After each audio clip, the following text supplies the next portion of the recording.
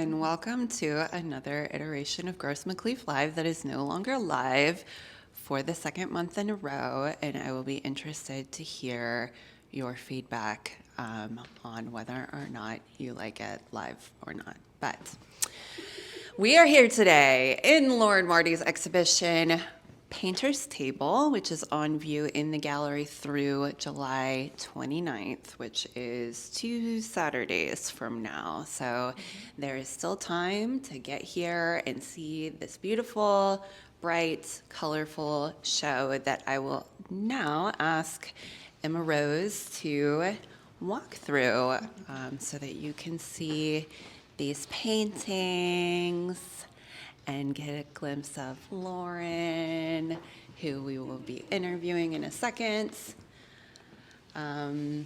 Here's a little bit about Lauren. Lauren Whearty is an artist, educator, and curator living and working in Philadelphia. She received her MFA from Ohio State University and her BFA from Tyler School of Art at Temple University.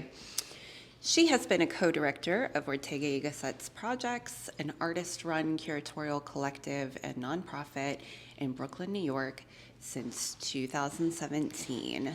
She's attended residencies such as Yale's Summer School of Art through the Ellen Battle Stokel, don't know if I said that right, Fellowship, the Vermont Studio Center, Soaring Gardens, Artist Retreats, through the Ora Lerman Trust, sorry that I'm butchering these names, and the Golden Foundation Artist Residency. She has recently received grants from the Elizabeth Green Shields Foundation and Joseph Roberts Foundation. Her work has been exhibited in the Delaware Contemporary, the State Museum of Pennsylvania, Woodmere Art Museum, Gross McCleaf Gallery, where we stand right now, Vox Populi, Bridget Mayer Gallery, Center for Emerging Visual Artists, Satellite Contemporary, Monaco, the Painting Center, Ortega y Gasset's projects, 11 Newell, did I say that right? Underdonk, Sam and Adele Golden Gallery, Catherine Markle Fine Arts, Dorrance H. Hamilton Gallery, Artport Kingston, and Deanna Evans projects. In 2022, the Philadelphia Museum of Art and Mural Arts commissioned her to create a painting in response to Matisse in the 1930s at the Philadelphia Museum of Art, which ran from 2022 to 2023. The work in this show was made with the support of the President's Creative Research and Innovation Grant from the University of the Arts, where she currently teaches, as well as teaching at Tyler School of Art and Architecture at Temple University in Philadelphia, where she lives and works. And with that, we're gonna come on over and chat with Lauren about her paintings. And hi. Thank you for joining us. So we just read a bunch about your bio, and since we're standing in front of this one, I feel like we should get into, like, this is the Philadelphia Museum of Art commission that I literally just mentioned in your bio, right? So this is one of the 2 paintings? Just this one. So they made a vinyl mural out of this one, but of a photo of it. Yeah. Cool. Yeah. So that's like a really amazing opportunity that you had. So I felt that we needed to at least remark upon that being this beautiful painting here. So you grew up in Philadelphia. Yes, just outside the city in Havertown. I went to Tyler when it was in Elkins Park, and I'm still here. Yeah. But you briefly lived in, is it Columbus, Ohio? Mm-hmm. Yeah. Cool. Yeah. So that's really interesting. I feel like that now that I've lived in Philadelphia for a while and like gotten to know Tyler and graduates of Tyler, I have like a pretty good understanding of that school's like painting program and like what the main concerns are. I mean, you studied with Donna Nelson, who is, I feel like, you know, made all of you colorists use the most beautiful. Yeah. And Stanley Whitney, yeah. So I feel like that experience is like an obvious connection to your work. Ohio State University, all I know is Ann Hamilton is there. Is that who you mostly studied with, or? Let's see. I studied with George Rush, Lisa Lisbon, Suzanne Silver, and Sean Foley was there at the time. I'm not sure if he's still there.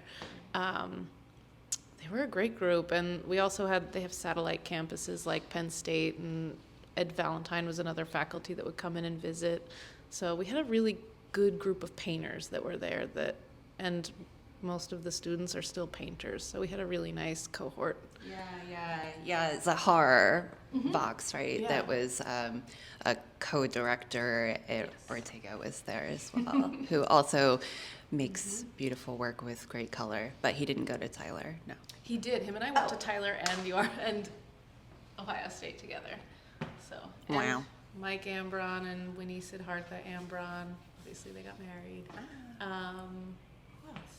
There's a bunch of good painters. Yeah. Nice. Y'all are super talented.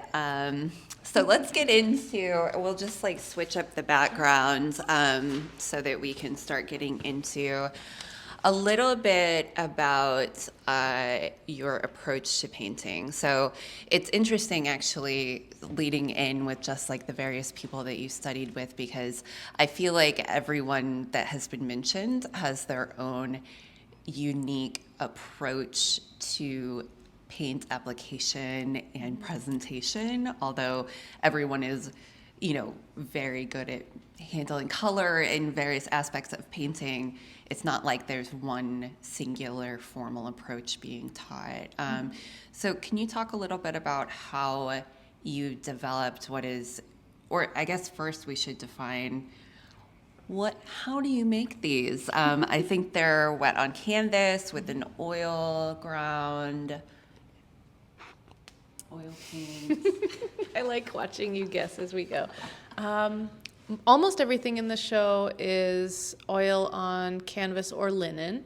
I usually use an oil ground, which I think makes the color as vibrant as it is. I've tried working with acrylic grounds, and I just never get the same kind of luminous effect. So that's so important to me. These small ones are often 1 to 2 session paintings.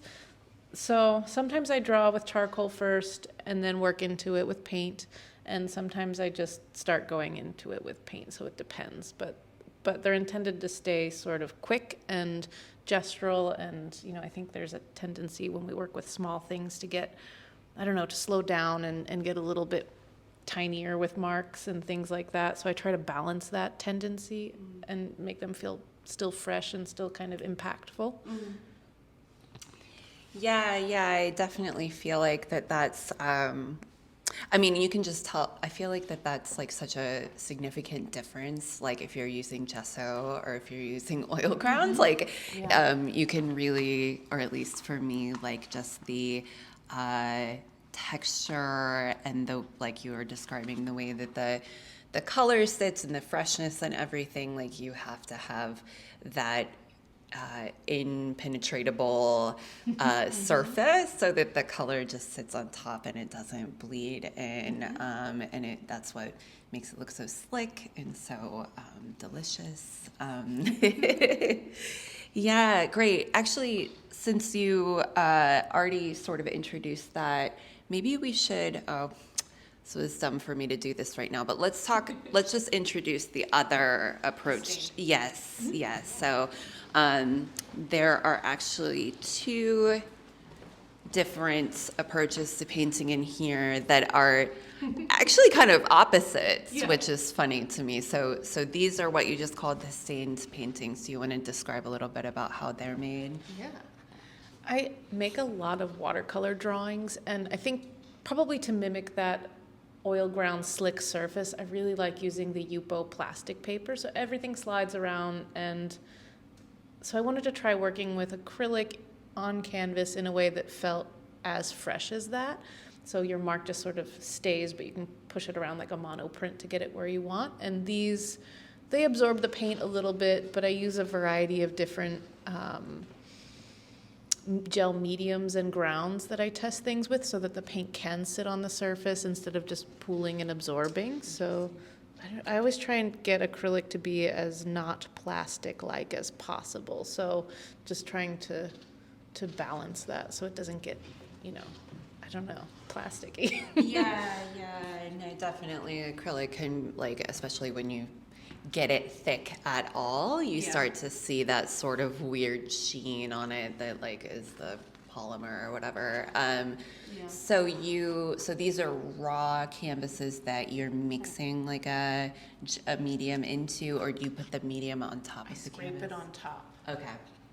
So in this one, when you look at it askew, you can maybe see that little glittery hint of that surface. So I usually do 1 or 2 coats of often a matte medium or sometimes a semi-gloss or satin kind of medium to keep it in that hybrid place between absorbing and sitting on the surface so you can get a nice crisp shape when you want to. Yeah. When I got to do the Golden Residency, I got to try all of them and I made a chart of everything. So it's nice to see what ones behave differently. There's a lot of nice options there. Yeah. Oh my goodness, yeah. It was like a candy store. Yeah, no, as soon as you start to scratch the surface of all of the options when painting, you realize that it's really infinite. And that, as we're describing, even just beginning with like how you're treating your surface can have such a different effect in the way that the paint handles and how it sits. And so so these are very like flat paintings. They're quite like even though you're saying they're not absorbed directly into the canvas or anything like that, they're sitting on top of it, but it stains. Again, a lot like watercolor. Yeah. So wonderful. So do you feel that one is more yours than the other? Do they play off of each other? Well, I think this is a newer way of working, which is, again, just jumping off of my drawing practice, and I think it's challenging. There's a lot more restraint there. There's a different kind of planning, so I think I'm always much more comfortable with the oil paint because I like building on top of things. So I don't know. I like seeing them in the show or in a room where the color of one can be affected by another, and I don't see them as so different in terms of bodies of work visually. But before they got in here, I'd never shown them together, so this is new.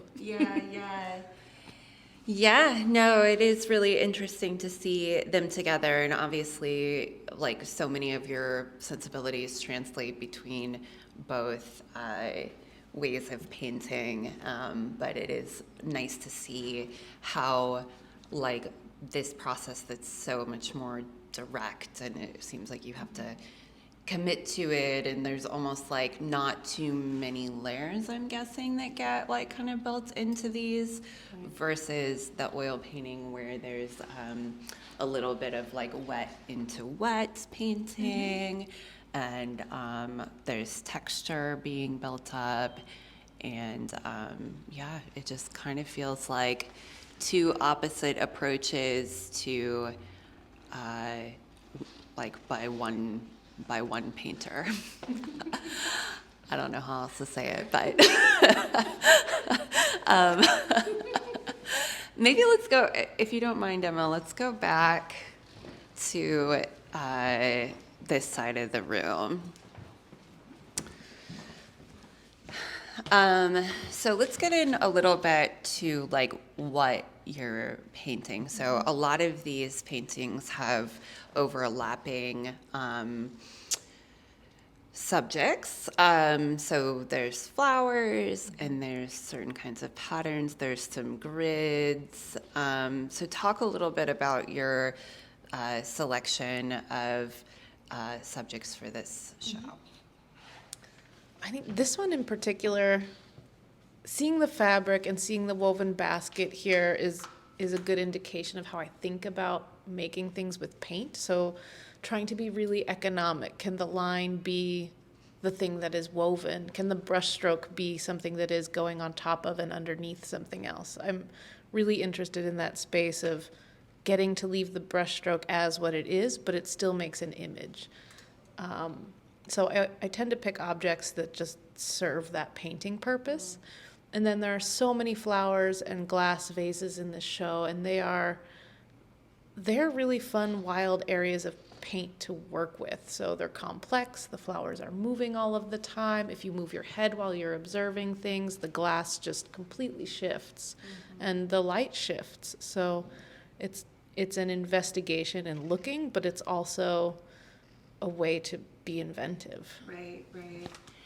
Yeah, and just to sort of underline what you just said, so the first part of what Lauren was saying about being economical is that this woven basket, literally one brush stroke is one piece of the basket up over, the other part of the weaving. And so one brush stroke is not only defining the movement, the direction of the basket's weave, but also the color, the texture, what's in shadow, what's in the light. And another painter might build shapes for lights and darks for the basket, or for whatever. Are you calling this a basket? I feel like I'm calling it. It's a woven tray, whatever. Right, woven tray, whatever we're calling it. I just couldn't remember if I said basket first or you did. I'm like, it's kind of not a basket, but yeah, it's a very long oval basket. But another painter might build up color in shapes, might be using a lot more colors to define a single color. And it seems to me actually that there's a directness and efficiency and economy to just how it's like it makes them feel quicker and fresher and more direct and more decisive, I guess, than maybe what another painter's work would look like built up in a different way. Yeah, it's like, maybe it's the difference between trying to create the illusion or trying to be literal with the material in some way. And I think about, like, the Van Gogh shoes is always a really good example for students and everybody about thinking about how the shoes were made, how the shoes were worn, how the things lived a life. And that's so much of what you're thinking about in terms of your own experience in space when you look at the still life, but you're also thinking about how you're thinking through that object, how you're reconstructing it on the canvas. Yeah, no, I mean, I feel like, I don't know how much of this you feel like compelled to commit to. Let's go over to this large one. I'm sorry, I'm like bouncing all over the gallery right now. But so not only in your approach to painting, but also I feel like in your subject matter, you're sort of considering what goes into a painting, what is a painting, how is this painting made. But and I, at least in this show, and I guess in the works that we showed of yours last year, obviously notice where there's some sketching and some looking at artist books and some, still life that's been arranged on this grid that I'm assuming is like a cutting board, but maybe it's something else. And so it seems to me there's this sort of merging of like things being painted and the way that you make a painting. I don't know. Is that, yeah. I think so. And I think, with the show title, everything is made in the studio for the most part. So it's the painter's table. It becomes a self-portrait in some way, and it's telling you how the things are made, and hopefully hinting at why for everybody. So, the checkerboard is a cutting mat. It's the size of my table, so it's totally a workspace. And I think that's so important about showing that time of invention. You don't usually have food out in your studio displayed like this, but you do when you set up a still life. So it is very much referring to that history of still life, of painting, and the history of artists working in their studios with that kind of invention, like Matisse too.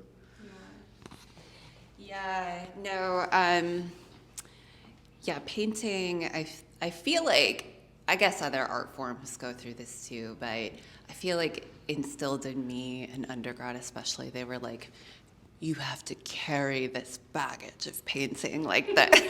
Yeah. and for good and for bad, it's like you have this wealth of information from past artists and past ways of working, and then the anxiety of how do I build upon this while recognizing and respecting where I came from. And anyway, so inherently painting is self-referential, and in your paintings, like, we're getting very self-referential, taken to another level, I think. Yeah. Yes, definitely. I mean, even the repetition of objects, I feel so liberated that I can paint the same glass over and over, and who would know? I mean, you may recognize the pattern on it, but it's a different thing at a different time because I've put it down on a different day and worked from it then. And I love what you're saying about thinking about where you come from art historically, because that baggage of painting is definitely mostly a white male baggage, and I think it feels really exciting to make the painting space somewhere, not that doesn't have that baggage, it's still there, it's still something that you're critically thinking through, but saying there's a new option, or I have a different vision than maybe some of that baggage that has come before, even though I certainly take things from it too. Right. Yeah, no, I probably shouldn't have taken the mic from you, because mostly I just want to say, like, dig into that, like tell me more, because our audience may not be aware of some of the restrictions that female artists faced in the past. Creative women who never got to make a career as an artist, to begin with, because they weren't invited into those spaces and were saddled with other responsibilities. And then even when, women entered the art world, I remember this really great Violet Oakley lecture about how she was painting murals, and that was just groundbreaking. Like, are we sure women's tiny hands can handle those murals? And so really a lot of women had been more relegated to still life, being like the woman's subject matter, and then the sort of cliche around the Sunday painter, like retired grandma who decided to learn to paint. And anyway, all this to say that, like, to re-embrace still life is then a protest, I guess, against those. Yeah, absolutely. And I think, if you think of the Sunday painter, you think of something that is polite, small, kind of quiet. Like, there are all these words we associate with it. And so what if it's big? What if it's overwhelming? What if there are layers of pattern? So just inviting it to have that kind of invention. And I think maybe the idea of saying, like, oh, I'm so sorry that women have had that experience, but then at the same time, the Sunday painter has that time and space to do whatever they want. And so there's great invention in that, in those small paintings, in those intimate things that we still don't give enough credit for, right? So I think yeah, that's all in here, and just trying to process it all and be a human in the meantime. And also, I still love Matisse, and like, am I still allowed to like Matisse? Yes, it's for me. So the way that I get to work with color in that way also allows it to maybe resist that kind of daintiness and those expectations as well, or things that we still put on women. Right. And yet it's still a celebration too. I mean, I think that that's like probably the thing that we hear the most from visitors to your exhibition is just like, this brings me so much joy. I'm so happy. This room is just like exciting and it's fun and it's beautiful. And so I think that like that's like an interesting stance and like position that you're taking in these works, is by embracing painting and all of its politics and complication, and then also like showing your love and celebration of color and paint at the same time. So yeah. I mean, maybe we need a lot more of just like embracing complication with a level of enthusiasm to, yeah. Well, there's a really great book called The Pleasure Gap, and I think it frames this very well. It's mostly about like women, relationships, and sex, and so on. But overall, the point is, who deserves pleasure? Who deserves to have that kind of space, freedom, joy? We need those things in order to be creative, to be critical, to exist fully. And so there are so many areas in life where I think women still make compromises. And so maybe for me, at least, painting is this space where I don't have to make any. I am making the paintings I want to see in the world. And I think that can be really powerful. Yeah.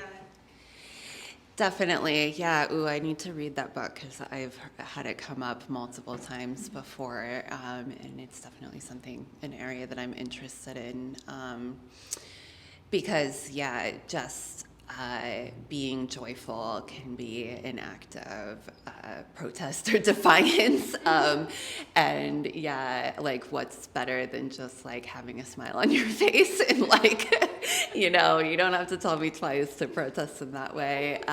It is a very nice, obviously, thing to do. So, I just wanted to do a quick little plug. I can't remember the title of the show, but Jody Throckmorton had something in the Politics of Scale show at PAFA. Do you remember that at all? No, she's great. That makes sense. Yeah. It was like an all female, I think, or female identifying group of artists. I think it happened maybe over 2020. Making space. Yes. And it was like gigantic works by female identifying artists. And it was just like, look at me fill up this whole wall, a mural that I made with my tiny dainty hands. Exactly. Oh, that was such a good show. Yeah, I miss you, Jody. Oh, I know. Come back. Yeah. That show was so impactful, and Donna Nelson was in that show and made an enormous painting of, I think, her father reading the newspaper. And she was always somebody who emphasized that it's okay to be sentimental in painting, that, what makes you interesting might be those really personal things, and not to be diaristic, but to give yourself credit for that kind of stuff, and that making giant paintings is really exciting. And we all should get to do that sometimes. Yeah. So, not to switch the subject, but while we're standing in front of this one, because I'm feeling like we've been here for a while, but we have to address some other aspects of this painting, because it is really like such a masterpiece, and probably the most complex painting in the show, I would say. There's a few that are pretty complex. But I wanted to point out, I've been looking at it, and there's so many funny moments of like surprising, playful, formal, and pictorial things that, I think you did intentionally, obviously. But I just want to point out, like, this flower that wants to like join the fruit in the basket. And so this playful sort of flattening of space that puts the flower into the bowl. And obviously things like, you know, the printed fabric flower next to a flower that looks a lot like it, but one that's like alive and in the world, or at least it was at the time. It's probably not now. Yeah. And then, I don't know, I keep trying to make this lemon the same shape as the bottom of the vase there. What else? Am I missing things? I mean, obviously, you know, just the scale again between the flower and the shoes in the background is really funny too. So, you know, I was curious to learn more about like when you set these still lives up, are these things that you're already thinking about, or is it something that sort of comes in the painting process that you realize there's this move and connection that you could make? Also, is there anything else in this painting that you'd like to point out? There are some very cute ants in the bottom left. They got stuck to the flowers, I think, and then I drew them in with charcoal, and I thought, they have to stay. Well, when I start to set up a still life, you know, I buy the flowers, I have ideas about fabric, and so setting up the still life is a lot like sketching. So things come together, and then I'm also surprised by other stuff where, oh, the flower's making this really weird tangent with the shoes that's flattening and humorous, and, you know, I'm defying illusion in other ways, so let's do that here in this silly way. And often my setups have live flowers, dead flowers, pattern flowers. So there's a question of what is real, what is not real, but it is all painted, and not so does it matter, but what is the difference? And so just allowing that to play on the flatness versus the sometimes illusion, and then never really giving you that comfort to rest in that, because then I contradict it somewhere else. So. Yeah, no, that's so much fun, and it's like, I guess, another, you know, wink or nod toward painting, just in the ways that you're, you know, referencing the flatness of the painting and the flatness of the rectangle that is the table, and, you know, I don't know. I could go on and on with all of that, but yeah, it's they're very fun and sophisticated, and I feel like my favorite paintings that we show here are ones that like are amazing to look at, but then also as you like dig deeper into them, there's all these special little details that like come out and give like a really long read where you're still finding something fresh and interesting each time that you view the work. So one more thing about scale that I keep thinking about.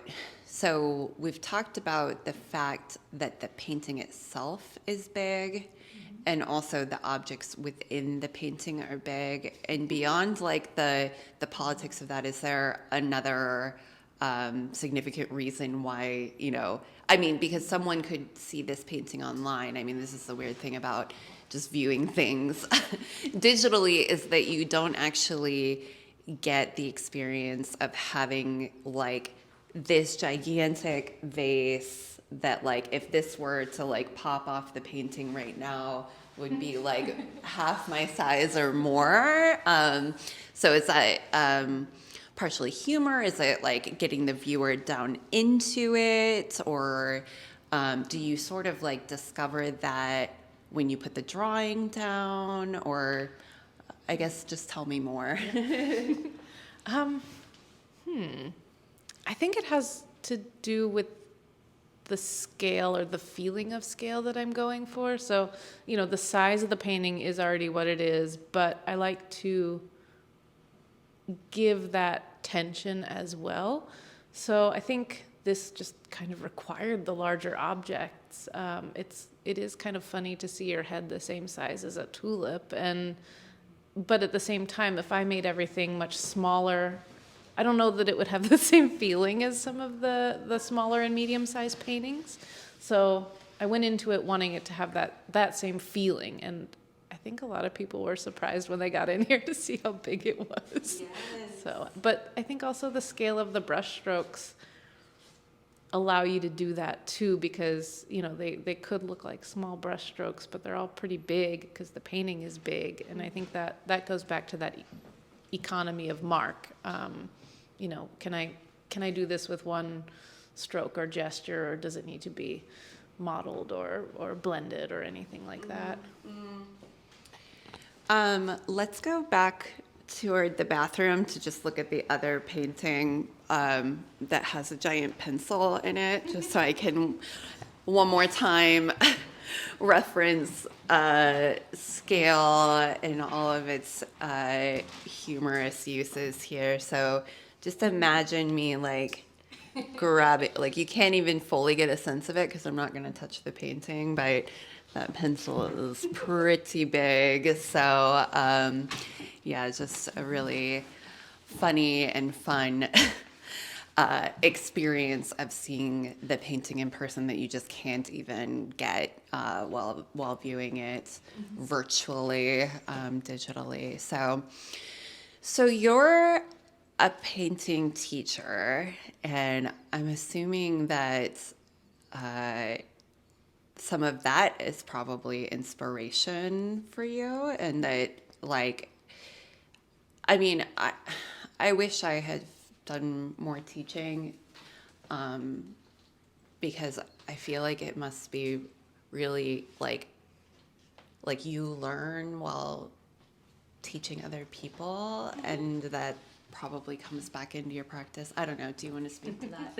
Yeah.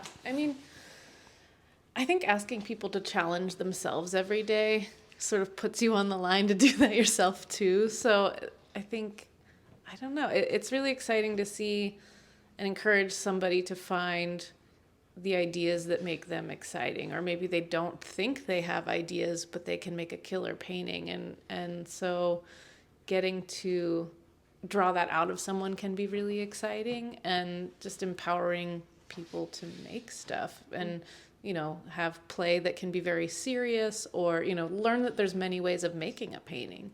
I think there's still specific ways of teaching that don't allow that in, so I feel like that's an important space for me to push people out of, I don't know, something more academic or something just solely conceptual, things that maybe just look conceptual. Maybe things could get a little weirder than that. So it's really just as giving as it is a place where I put my energy. Yeah.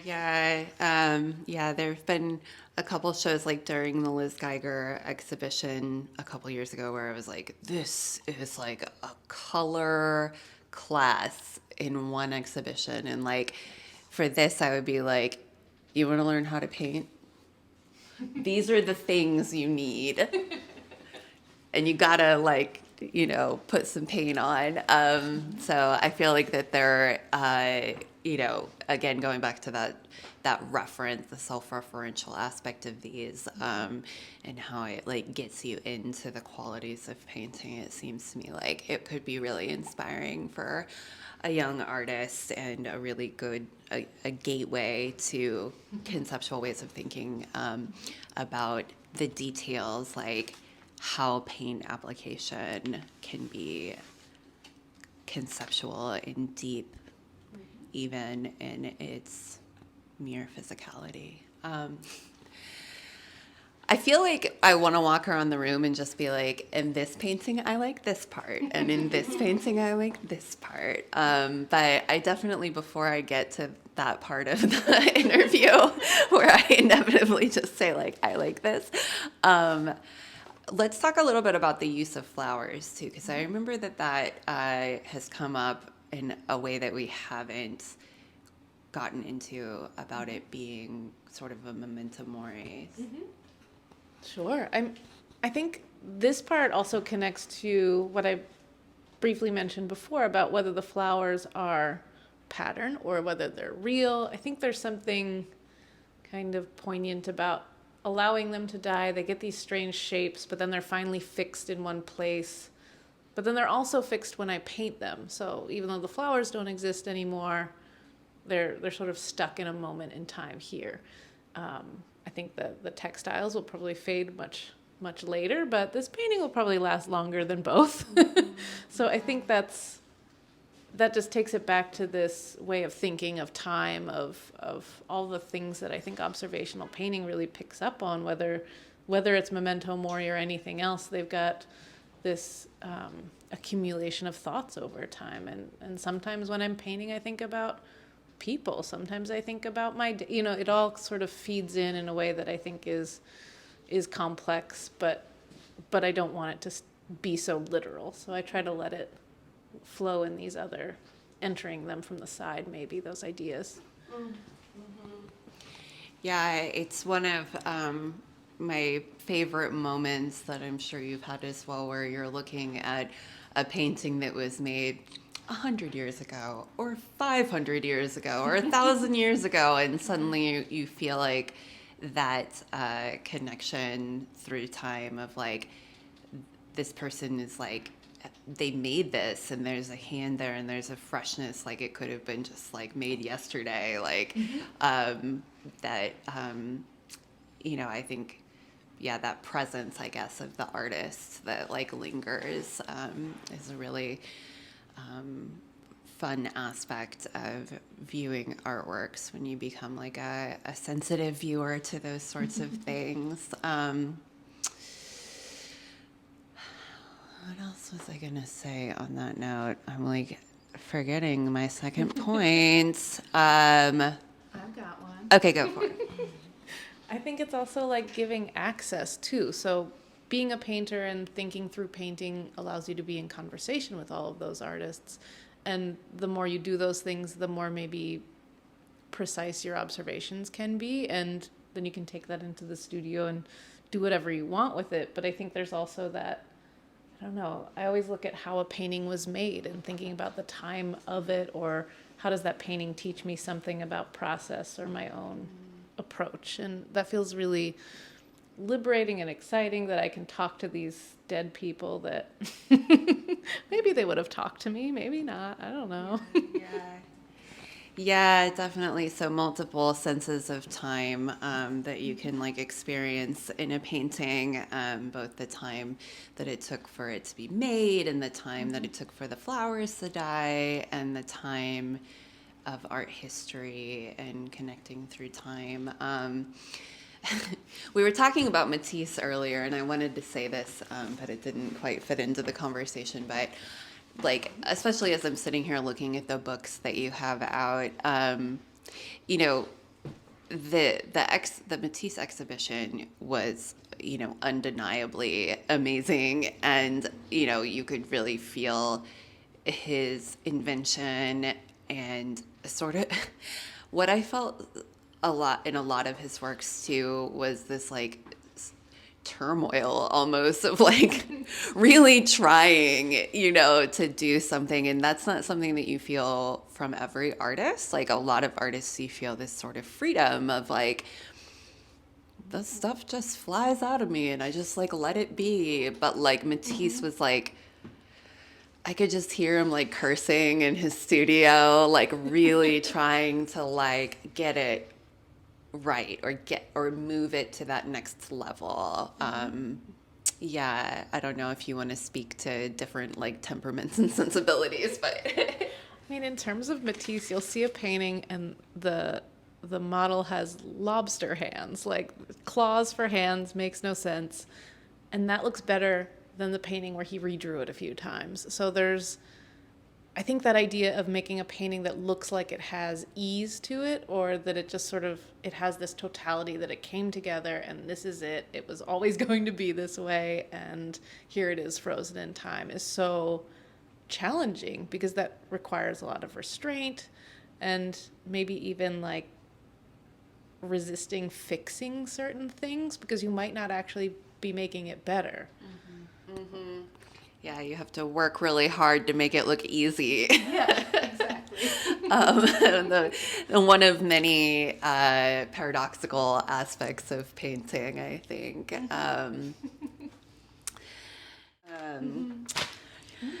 Let me make sure that I got through all of my questions that I really wanted to. Oh, yeah, that's right. I was going to ask more about direct observation.